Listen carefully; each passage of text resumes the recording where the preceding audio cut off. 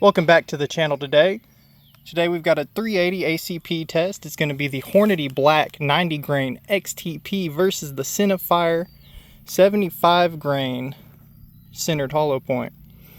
And today we're going to be testing them out of the Smith & Wesson Bodyguard 2.0. We're going to start things off with a chronograph test, and then we're going to see how these things look in the gel. Alright guys, so I've got the chrono set up here. I'm going to get the velocity on those Hornady Black 380s, and then we'll come back and get the velocity on those Sinterfires. 775, 783, 830, 779, and 821.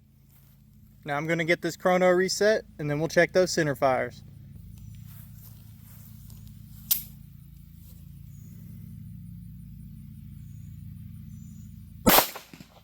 948, 965, 913, 946, and 943. Alright guys, we got the gel set up right here with the FBI's heavy clothing barrier, which is one layer of denim, one layer of fleece, and 2 layers of cotton t-shirt, followed by 24 inches of 15% ballistics gel with 2 1-gallon of water behind it to hopefully catch it if they decide to just not open up. Alright guys, I got the gel set up. I'm going to go back to 7 yards and we're going to try the Hornady Black with the 90 grain XTP. Alright, now I'm going to take the Sinterfire, go back to 7 yards, and we're going to try it too.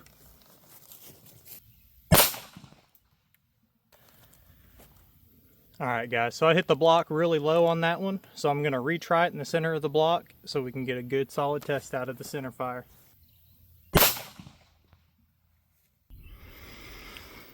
Alright guys, so here we are down here.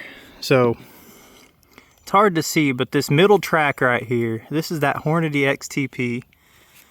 Comes in, takes about an inch, and then it opens up real nice. We've got about 3 or 4 inches or so of just solid disruption. Looks really nice. And, here's that top view on it. Here's that XTP right here. And you can see it peters out. Looks like it tumbled around somewhere in here, and it's stopped right here about at 10.5, and it looks like that back corner is touching 11 inches. And now here's this first Sinterfire. This one came in real low to the table. Looks like it entered, broke up like it was supposed to, but it was bouncing along the bottom of that table, so we're sitting here resting at 8 inches of final penetration on that middle piece of the slug. So then that's the one I retried, and our entrance is right there, and it looks like we've got some disruption on it, but it just kept on penetrating. Finally stopped at 19 inches of penetration, and it doesn't look like it tried to break apart or open up or nothing. So I'm gonna get these out of this gel. We're gonna measure them, and then that'll be it. All right. So that Hornady started at 90 grains, and we ended up at 90.8. I'll call that manufacturer tolerances and a little bit of that gel still being stuck to it. Now, let's see what we expanded to. We've got 0.436, 0.44, what is that? 8, and then 0.418. So almost a ½ inch of expansion on that. Got 11 inches of penetration. I'd keep that in my everyday. Now the Sinterfire, the first one opened up and then nosedived straight into the table, and the second one just didn't even try to open up. Doesn't look like it was clogged. It got gel down in there. I think out of that body guard, that's probably right on the edge of what it was designed to do.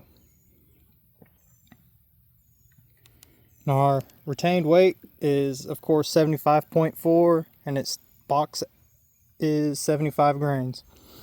I'll call that tolerance and, you know, a little bit of gel that might be on it. But that Hornady Black looks great to me. I will consider swapping to this next time I rotate my carry ammo. And but yeah, that was a good solid test today. Let me know what your thoughts about it in the comments. Let me know what you might like to see in the future. But until next time, y'all, have a good one.